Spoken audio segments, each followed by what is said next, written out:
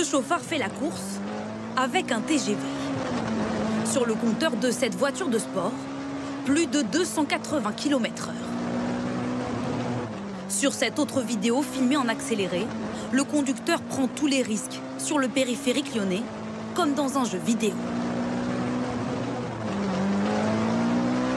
Aller toujours plus vite, à bord de voitures de luxe. Des vidéos comme celle-ci, il y en a des centaines sur les réseaux sociaux. Le point commun de ces véhicules de location, ils sont tous immatriculés en Pologne. Eddy est le seul de ces loueurs français à accepter de nous répondre, à condition de cacher son visage. Il vient juste de recevoir, en provenance de Varsovie, cette berline allemande pour la louer à des clients français. Se faire un plaisir une petite journée ou deux.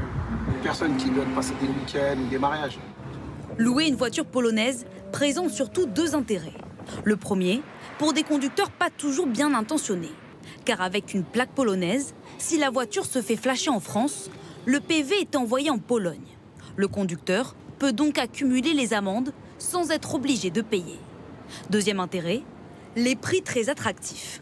Si moi je veux la louer pour un week-end, un samedi-dimanche, je vais payer combien? Peut-être 700, 800. Chez un loueur classique, ce serait le double. Alors comment ce business fonctionne-t-il?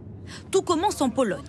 Pour se faire de l'argent, un propriétaire décide de louer sa voiture à une société polonaise. Dans ce pays, pas de malus, des assurances moins chères et une réglementation plus souple. La Pologne autorise la sous-location. La société polonaise peut donc sous-louer la voiture à une entreprise française qui va ensuite la proposer à des particuliers. Pour remonter cette mécanique bien huilée, direction Varsovie. Nous avons rendez-vous avec Raphaël, un homme d'affaires polonais, victime de ce business. Il y a quelques mois, on lui a proposé d'investir dans des voitures en leasing pour faire de la location. J'étais au restaurant. Un homme m'a abordé. Il m'a demandé ce que je faisais dans la vie. Je lui ai dit que je voulais placer mon argent.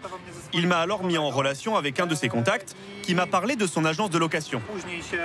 Il m'a convaincu d'acheter une voiture pour la sous-louer en France et participer à son business. Il doit rembourser chaque mois 2 500 € sa voiture. La location lui en rapporte 3 000, mais cela ne va pas durer. Au bout du 4e mois, je n'ai plus rien touché. Le loueur a disparu. Il n'a plus répondu à mes emails, ni sur WhatsApp. Et là, j'ai compris l'arnaque. J'ai contacté la police polonaise, mais ils m'ont dit qu'ils ne pouvaient rien faire. Pour retrouver sa voiture, l'homme d'affaires a engagé un enquêteur privé. En Pologne, ces arnaques sont nombreuses, à tel point que Marcin Miklaszewski, détective, s'est spécialisé dans la recherche de voitures. À chaque nouvelle affaire, ses clients lui racontent la même histoire. Très souvent, les propriétaires reçoivent les amendes chez eux, en Pologne. C'est à ce moment-là qu'ils réalisent que la voiture va dans des endroits qu'ils n'auraient pas imaginés. Il faut savoir que la voiture, une fois en France, elle passe de main en main. Mais quand le propriétaire s'en aperçoit, il est souvent trop tard pour récupérer son véhicule. Il y a encore 3 semaines, je suis allé en France pour retrouver une voiture. Mais on n'a pas réussi.